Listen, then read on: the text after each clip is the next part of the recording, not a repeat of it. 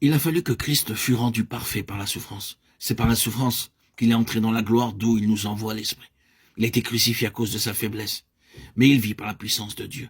2 Corinthiens 13:4. Paul ne pouvait pas exercer le ministère de l'Esprit sans éprouver continuellement cette même faiblesse.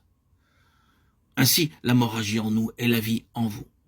Nous aussi, nous sommes faibles en lui, mais nous vivons avec lui par la puissance de Dieu au milieu de vous. 2 Corinthiens 4:12, 13:4. Toutes les persécutions et tribulations qui ont fondu sur les martyrs et les missionnaires ont été pour eux ce que la souffrance et la faiblesse avaient été pour Christ. Elles leur ont assuré l'esprit et la puissance de Christ. Pour nous, qui ne pouvons nous donner ni persécution, ni souffrance, comment pouvons-nous de nos jours participer à ces souffrances, à cette mort de Christ, et à ce renoncement total de la chair si indispensable pour que le ministère de l'Esprit s'établisse en nous? C'est en prenant part aux peines et aux besoins de ceux qui souffrent autour de nous. C'est en renonçant à nous-mêmes, en n'attendant plus rien de la chair et du moi. C'est en cherchant à constater notre entière faiblesse et incapacité, et par là à faire place en nous à la puissante action de Christ et à compter sur son esprit. Le ministère du croyant correspond à ce qu'est sa vie habituelle. L'un et l'autre suivent le même niveau. C'est quand l'Église apprendra à connaître et à honorer le Saint-Esprit qu'elle sentira le besoin d'un ministère de l'Esprit. À mesure que le ministère deviendra plus spirituel, le niveau de l'Église s'élèvera aussi. Et entre action et réaction, qu'il est solennel de penser qu'un ministère qui ne manque ni de sérieux, ni de science, ni d'éloquence, n'est pas nécessairement pour cela un ministère de l'Esprit. Faisons du ministère un sujet de prière continuelle, souvenons-nous de l'importance qu'il a sur la vie de l'Église. Demandons instamment à Dieu qu'il nous accorde le ministère de l'Esprit. Alors, quand cette prière sera celle de l'Église, elle ne restera pas sans réponse.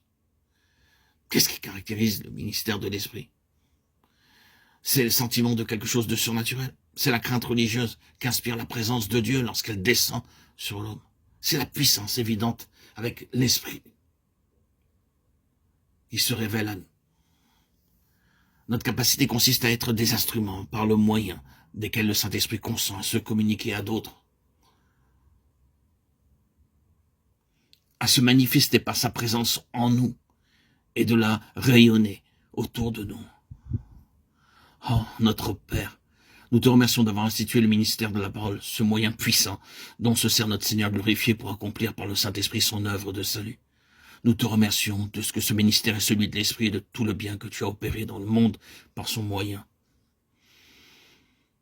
Nous te demandons, notre Dieu très saint, que dans ton Église tout entière, tu fasses toujours plus de ce ministère ce que tu veux qu'il soit, un ministère d'esprit et de puissance. Donne partout à tes serviteurs la profonde conviction de tout ce qui leur manque à cet égard. Montre-leur tout ce que leur ministère contient encore de confiance en la chair, de zèle et d'efforts humains et de sagesse de ce monde. Amène tous tes serviteurs à faire place en eux à l'Esprit de Christ, afin que Christ puisse se servir d'eux. Que la certitude d'avoir Christ dans leur cœur par le Saint-Esprit leur donne une grande hardiesse de parole. Que la puissance du Saint-Esprit, agissant dans leur vie tout entière, les rende propres à enseigner les autres. Que la puissance divine agissant dans leur faiblesse soit le signe distinctif de leur ministère public. Enseigne à tes enfants à attendre de toi, à recevoir de toi ce qu'ils auront à dire aux autres, à te supplier de faire de leur ministère le ministère de l'Esprit. Et que la vie des croyants soit de plus en plus celle d'hommes conduits et sanctifiés par le Saint-Esprit. Amen. Je rends gloire à Dieu.